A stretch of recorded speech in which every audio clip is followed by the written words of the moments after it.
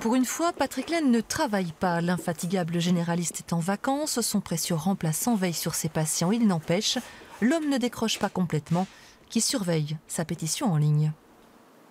J'en étais persuadé que je n'allais pas faire que des heureux et que j'allais déranger un peu. Mais tant pis, je suis un lanceur d'alerte. Qu'importe les commentaires haineux, selon lui, il y a urgence à passer de l'incitation à l'obligation d'installation en milieu rural.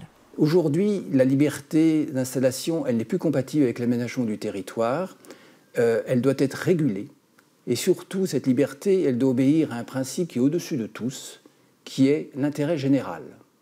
Et l'intérêt général, il doit prévaloir sur l'intérêt particulier des médecins, dont, je dirais, le lobby résiste à toutes les majorités. Rien ne semble pouvoir endiguer l'hémorragie des généralistes. Un quart aura disparu en moins de 20 ans. L'accès équitable aux soins est l'une des revendications principales des cahiers de doléances. Et pourtant, rien dans la lettre présidentielle aux Français et rien ou presque dans le plan santé 2022. On ne touche pas à la sacro-sainte liberté des jeunes médecins. La méthode me dérange, oui. Le fait d'obliger les gens de façon coercitive pour des étudiants qui ont fait déjà beaucoup de sacrifices pendant leur parcours, je trouve que oui, effectivement, ça me choque. Ouais. D'aller s'installer dans les zones rurales, il y a des médecins qui le font, mais c'est par choix.